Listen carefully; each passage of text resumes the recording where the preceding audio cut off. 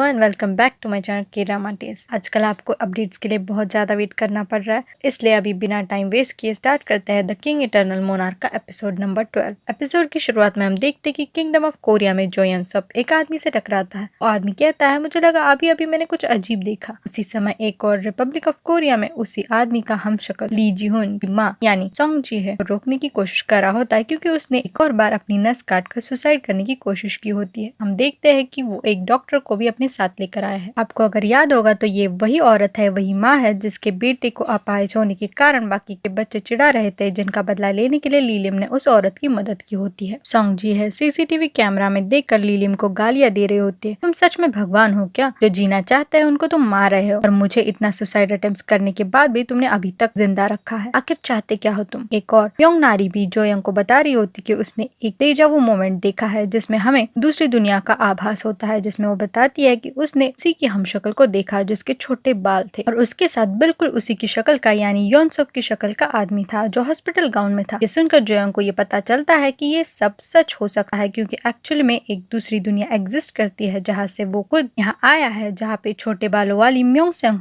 है, लेकिन योनसोप और हॉस्पिटल गाउन में ये सब उसे अजीब लगता है। तभी हम देखते हैं कि उसी वक्त किंगडम ऑफ कोरिया में एक्चुअल में म्योंग सेंग जोयंग को देखने के लिए हॉस्पिटल गई है, वो भी फूलों के बुके के साथ। योनसोप उसे म्योंग नारी समझकर झट से गले लगा लेता है। सेंगा को ये अजीब लगता है, वो कहती है ये मेरे साथ दूसरी बार हो रहा है, तो मुझे जल्दी से बताओ कि ये नारी आखिर है कौन? एक्चुअली पहले उसे जंग त्योल ने भी नारी बुलाया होता है। तो योनसोप अपनी सूझबूझ से टॉपिक को चेंज करता है और कहता है कि ओ तो वो तुम हो। सेंगा को कुछ समझ में नहीं आता। योनसोप को याद आता है कि जोयंग ने जिस खूबसूरत आंखों वाली लड़की की बात की थी वो यही है। फिर जब वो जो योनसोप को अपना नंबर देने की कोशिश करती है तो वो बहुत कूल बन के उसको रिप्लाई देता है, ऐसे तुम्हें अपना नंबर किसी को भी नहीं देना चाहिए, उसे किसी खास के लिए संभाल कर रखो। यहाँ रात को नारी के कैफे में पीएम आती है, जैसे कि हमने लास्ट एपिसोड में देखा था। वो कहती है मैं यहाँ नहीं हूँ, मुझे आपका मेनू दिखाइए। अभी पीछे से जोयंग आता है और तब नारी जब उससे आवाज देती है उस वजह से पीएम पीछे मुड़कर देखती है और ऑफ कोर्स पीएम तो ये चेहरा अच्छे से पहचानती है, इसलिए पहले तो वो शॉक होती है लेकिन फिर अपने आप को कंट्रोल करती है। यहाँ जोयंग को भी शक है कि ये पीएम ही है, लेकिन वो फिर भी एक बार कंफर्म करना चाहता है, इसलिए वो जोयंग सब की तरह आवाज निकालता है और अलग एक्सेंट में बात करता है। अब नारी पीएम से कहती है एक्चुअली इस लड़के पे ज्यादा ध्यान मत दीजिए, ये मेरा बचपन का दोस्त है, मुझे डिस्टर्ब करने के लिए आ जाता है कभी कभार। पीएम अपनी कॉफी लेके वहां से चली जाती है तो जोयंग नारी को उसकी कार मांगता है, तो ये कह के वो मना करती है कि उसके पास कार ड्राइविंग का लाइसेंस नहीं है। तो जोयंग उसने जो जोयंग सब के नाम पर ड्राइविंग लाइसेंस निकाला है वो उसे दिखाता है और फिर नारी की स्पोर्ट्स कार लेकर पीएम की गाड़ी का पीछा करता है। यहाँ किंगडम ऑफ कोरिया में भी शूट आउट से लौट रहा किंग भी डायरेक्टली नेशनल सिक्योरिटी एजेंसी के बिल्डिंग जाता है और जंग त्योल की सीसीटीवी फुटेजेस दिखाकर उसकी लोकेशन ट्रेस करने की रिक्वेस्ट करता है क्योंकि उसे शक है कि जंग त्योल खतरे में है या फिर हो सकता है कि लीलिम लूना को जंग त्योल से रिप्लेस करवा दे, इसलिए उससे पहले वो लूना तक पहुंचना चाहता है। यहाँ खुद किंग रिक्वेस्ट कर रहा होता है तो सारी सिक्योरिटी एजेंसी झट से काम पर लग जाती है। तभी किंग को पुलिस स्टेशन से कॉल आता है कि लूना का पता चल गया है और उन्हें उसकी एक लोकेशन पता चली है। उसकी सीसीटीवी फुटेजेस वो भेजते हैं। जब किंग एक लैपटॉप पे वो चेक करता है तो वो एक्चुअल में जंग त्योल होती है, जो कि लीलिम के आदमी जिन्होंने उसे किडनैप किया था उनसे बचकर भाग रही होती है। उसके बाल बांधने के स्टाइल से किंग को समझ आता है ये लूना नहीं उसकी जंग त्योल है, तो वो उस पुलिस ऑफिसर को बोलता है ये वो नहीं है जिसे आप ढूंढने की कोशिश कर रहे हैं, लेकिन थैंक यू सो मच। फिर वो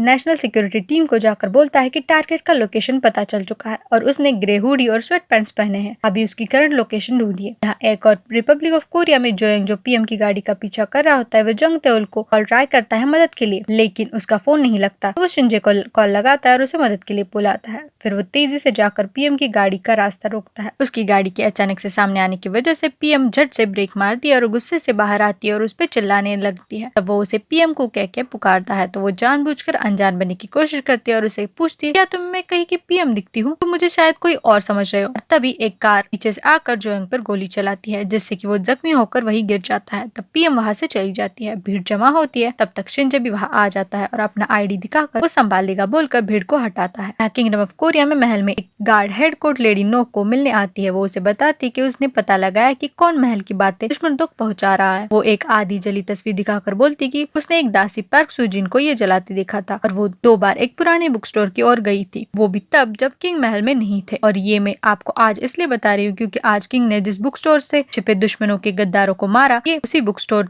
जाती थी। और ये फोटो भी थोड़ा अजीब है, लेकिन मेरे रिसर्च के हिसाब से पहले तो ये पार्क सुजिन नहीं है, असली पार्क सुजिन कहीं और रह रही है और ये मिन्स योंग है जिसने कुछ सालों पहले अपना बेटा खोया था। इसके बाद हेड कोर्ट लेडी दासी के भवन में जहाँ पे उनका डिनर चल रहा होता है वहाँ जाती है, लेकिन वो मिन सन योंग दासी जो कि सिंजे की असली माँ है, उसे उस बुक स्टोर से गद्दारों के मरने की न्यूज का पता चल चुका है। इसके कारण उसे अंदाजा आ जाता है कि अब उसका पर्दाफाश होना तय है, तो पहले ही अपने खाने में जहर मिला देती है। और जब हेड कोर्ट लेडी उसे थप्पड़ मार के पूछती है कि क्या तुम मिन सन योंग हो, तभी वो खून की उल्टी करती है और वही गिर जाती है। हेड कोर्ट लेडी उस गार्ड को उसे जल्दी से जल्दी रॉक को दिखाने को बोलती है और कहती है कि मुझे किसी भी हालत में ये जिंदा चाहिए, इससे मुझे सच्चाई जाननी है। तभी एक और रिपब्लिक ऑफ कोरिया में हम देखते हैं कि गोली लगने के बावजूद जो यंग ठीक है, क्योंकि उसने अपने कपड़ों के अंदर बुलेट प्रूफ जैकेट पहना था। तब संजय उसे बोलता है कि मैं पुलिस हूँ, आगे से ऐसे गोलीबारी में मुझे दिखने नहीं चाहिए वरना हम सब पकड़े जा सकते हैं। फिर वो जोयंग को पूछता है वो आदमी कब आने वाला है, तुम्हारा बॉस। तब जोयंग को गुस्सा आता है, वो कहता है कि हमारे महाराज को अदब से बुलाओ। तब संजय कहता है कि महाराज होगा वो तुम्हारा। तब जोयंग कहता है तुम शायद भूल रहे हो कि वो तुम्हारे भी महाराज है। इस पर थोड़ा सोचने के बाद संजय उसे पूछता है कि तुम उसके बॉडीगार्ड कब से हो। तो जोयंग कहता है जब मैं 4 साल का था। संजय को विश्वास नहीं होता तो वो उसे बचपन की सारी बातें बताता है। संजय पूछता है कि तब वो टीवी पर क्यों रो रहा था।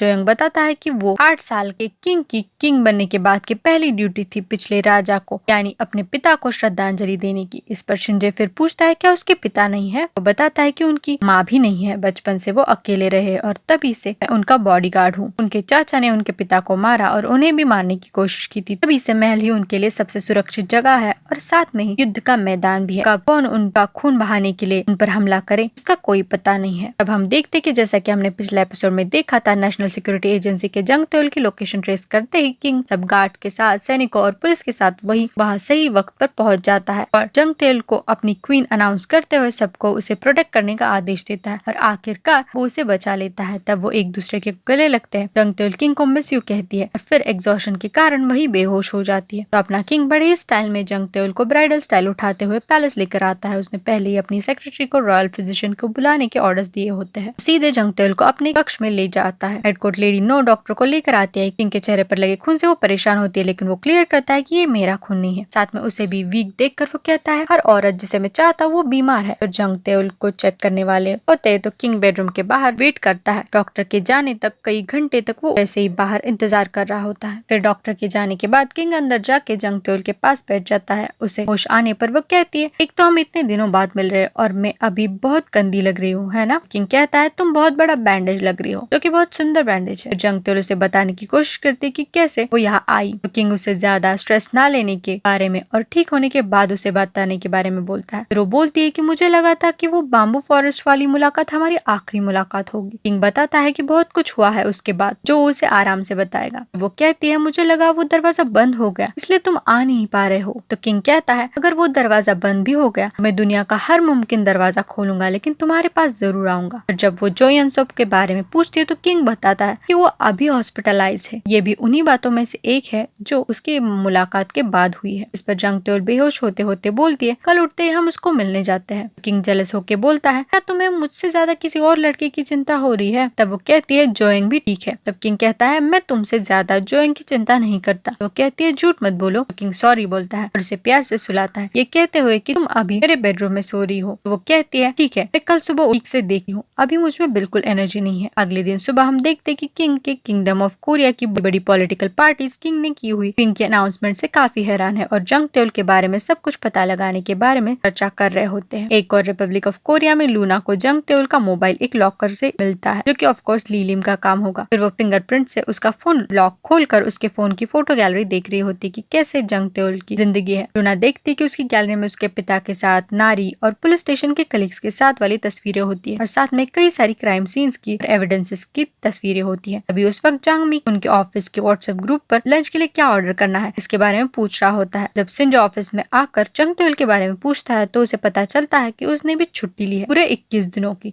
तब सीनियर पार्क शिंजे को बोलता है तुम दोनों क्या किसी चीज का बदला ले रहे हो मुझसे, पहले तुम छुट्टी पर गए अब जंग तेल गई है। शिंजे को ये बात अजीब लगती है इसलिए वो जंग तेल को फोन करता है, लेकिन वो फोन लूना काट देती है। वो फिर से मैसेज करता है कि मेरा फोन उठाओ, कहाँ हो तुम। एक और किंगडम ऑफ कोरिया में जंग तेल अगले दिन सुबह जब जब उसे होश आता है तब किंग की सेक्रेटरी उसे कहती कि आप तैयार हो जाए, किंग ने आपको नीचे बुलाया है। वो नीचे जाने पर देखती कि कई सारी दासियां किचन के बाहर गॉसिप कर रही होती है। जब जंग तेल पूछती है तो उसे पता चलता है कि किंग जो है उसकी नेवी यूनिफॉर्म में किचन में कुछ बना रहे हैं। जब जंग तेल अंदर जाके देखती है तो किंग उसे जोर से बुलाता है, जल्दी आओ, देखो मैंने तुम्हारे लिए क्या क्या बनाया है। ये सुनकर बाहर की दासियां हंसने लगती है। सब हेडकोट लेडी नो भी देख रही होती है और सोच रही होती कि किंग कितना खुश लग रहा है। फिर किंग जंग तेल को अपने हाथों से बना ब्रेकफास्ट खिलाता है। खाते वक्त वो पूछती है कि वो मेरी हमशक्ल भी हो सकती थी, तुमने कैसे मुझे पहचाना। तो इस पर किंग कहता है, मैं एक दूसरी दुनिया की लड़की को डेट कर रहा हूँ और मुझे इतना तो पता है जब भी कुछ इम्पोर्टेंट होता है वो अपने बाल पीछे बांध लेती है और सारे नहीं बांधती, थोड़ी आगे छोड़ती है और उसे सीरियस बात करते वक्त चाय से ज्यादा बियर प्रेफर करती है। उसे ड्रिंक्स मिक्स करने का शौक है। ये सब जब किंग डिस्क्राइब कर रहा होता है तो जंग तेल को बहुत खुशी हो रही होती है, लेकिन वो फिर भी वो दिखाती नहीं। फिर से वो टॉपिक चेंज कहकर कि खाना खाने के बाद वो योनसोब को मिलने चलता है। इस पर किंग गुस्सा होता है और कहता है, तुम मुझ पे बिल्कुल ध्यान नहीं देती, मैंने तुम्हारे लिए कितना अच्छा खाना बनाया है, अपनी फीलिंग्स का इजहार कर रहा हूँ, लेकिन तुम हो टॉपिक चेंज कर रहे हो। फिर जंग तेल उसे उसके कपड़ों के बारे में पूछती है तो क्योंकि उसके कपड़े काफी खराब हो गए होते हैं तो हर एक स्टाइल के कपड़े तो जैसे उसने लाइन लगा दी होती है और उसमें से कुछ चूज करने को बोलता है। और जंग तेल जब एक ड्रेस चूज करके जा रही होती है तो पीछे किंग का वही वाला सूट होता है जिसमें वो लास्ट टाइम उसके लिए फूल लेकर आया होता है और जंग तेल को समझ आया होता है कि वो अलग वक्त से आया हुआ है। तो फिर वो किंग को पूछते है कि ये सूट किस ओकेजन के लिए है, आप लोग ये कब पहनते हैं। तो वो बोलता है, कुछ खास मौकों पर,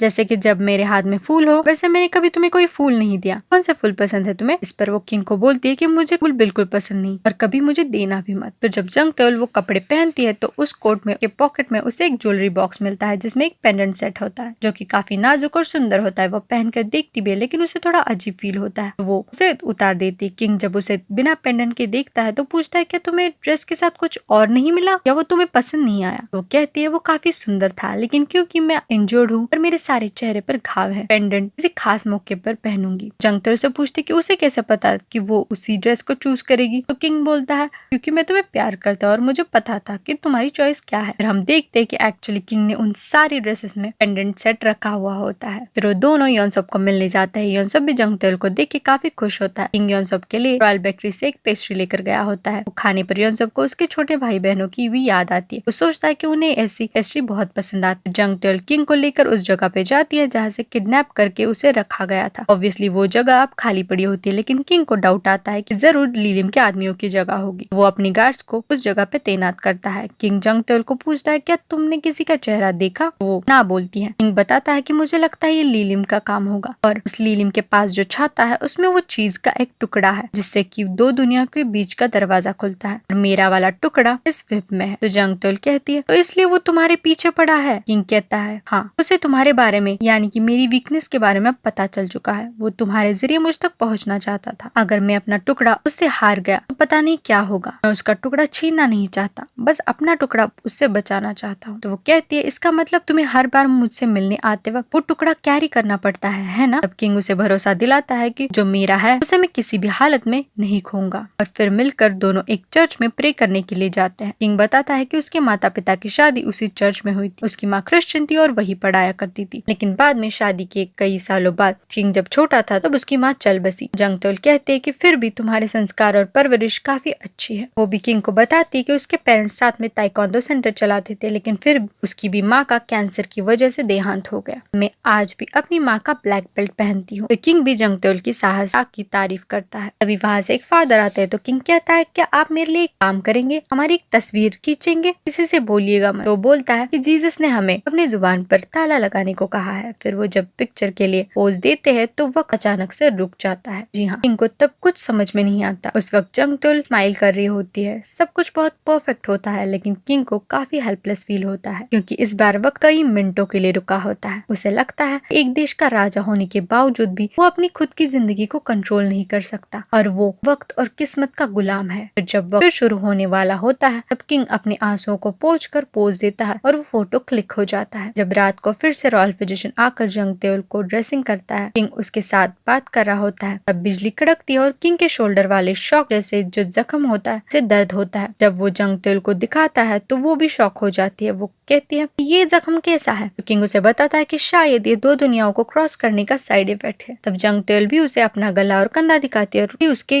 यहाँ पे तो कोई ऐसा जख्म नहीं है ये पूछती है और उसे चेक करने को बोलती है। तो किंग शर्मा जाता है, लेकिन फिर वो जंग तेल को किस करता है और वो अपने प्यार का इजहार करता है। फिर हम देखते कि पीएम वापस किंगडम ऑफ कोरिया में आ चुके हैं और वो एक रेस्टोरेंट में खाना खा रही होती है कि तभी उसकी कजिन सिस्टर वहाँ पे आती है। वो उसे कहती है कि तुम तो काफी दुखी होगी ना, तुम्हारी पार्टी की रेटिंग्स गिर रही है और अब तो तुम्हारा क्वीन बनने का सपना भी चूर चूर हो गया। पीएम को कुछ समझ में नहीं आता तो वो उसकी सिस्टर का फोन चेक करती है। उसे पता चलता है कि किंग ने अपनी क्वीन का अनाउंसमेंट कर दिया है। इससे गुस्सा होकर वो वहाँ से जा रही होती है तो वो उस प्रेग्नेंट सिस्टर को टॉन्ट मारती है कि आशा करती हूँ कि तुम्हारी डिलीवरी इसी दुनिया में होगी। और ऑब्वियसली उस कजिन सिस्टर को कुछ भी समझ में नहीं आता। फिर किंग को कैप्टन सोक बताता है कि ली सांगदो बोल रहा था कि उससे कल रात बारिश की वजह से काफी दर्द हो रहा था। वो चिल्ला रहा था। वो कहता है कि जब भी बारिश होती है बिजली कड़कती है तो उसे जलने जैसा दर्द होता है। तभी किंग की सेक्रेटरी आकर उसे बताती कि पीएम उसको बिना अपॉइंटमेंट अचानक मिलने आई है। तो किंग उसे ऑफिस में बुलाने को कहता है। पीएम को देखकर किंग पूछता है मैंने सुना आपकी तबीयत खराब इसलिए आप छुट्टी पर थी। तो पीएम कहती है हाँ, एक अनएक्सपेक्टेड न्यूज की वजह से मुझे यहाँ आना पड़ा। किंग क्लियरली पीएम को बताता है कि आप जिस न्यूज के कारण यहाँ पे आई है मैं आपको बता दूं कि वो सच है। अब पीएम कहती है आप हमेशा ही सीधी बात करते हैं महाराज। तभी जोर से बिजली कड़कती है। इससे किंग को भी दर्द होता है उसके कंधे के जख्म की वजह से, लेकिन वो नोटिस करता है कि पीएम के गले पर भी वैसे ही जख्म का निशान होता है और वो भी दर्द से करा रही होती है। इससे किंग को ये पता चलता है कि पीएम को भी दूसरी दुनिया में जाकर आई है। जी हाँ, नेक्स्ट सीन में फिर हम देखते हैं कि हेड कोर्ट लेडी नो और जंग तेल बात कर रहे होते हैं। हेड कोर्ट लेडी जंग तेल को कहती है आप एक सरकारी अफसर है इसलिए मैं आशा करती हूँ कि आप ये बात कॉन्फिडेंशियल रखेगी। वो उसे अपनी कहानी बताती है कि मेरा नाम नो ओक नाम है। वो उसे अपने माता पिता बहन का नाम भी बताती है। कहती है कि उसका जन्म 1932 का है। उसने 17 साल की उम्र में ही अपना गाँव छोड़ दिया था और उसके बाद तो उसे उसके घर वालों के बारे में कोई खबर नहीं है। फिर वो अचानक से जंग तेल को पूछती है कि 1950 के युद्ध का क्या परिणाम आया था। इससे जंग तेल को शौक होता है कि उसे उस युद्ध के बारे में कैसे पता है। जी हाँ, इससे हमें पता चलता है कि head court lady no actually Republic of Korea की रहवासी है। जी हाँ, और वो कई सालों से किंगडम ऑफ कोरिया में रह रही है। जी हाँ, इसी राज के साथ हमारा द किंग इटर्नल मोनार्क का एपिसोड 12 खत्म हो जाता है। आगे अब इस प्रेम कहानी में क्या होगा जानने के लिए बने रहिए मेरे साथ मेरे चैनल के ड्रामा टेल्स पर।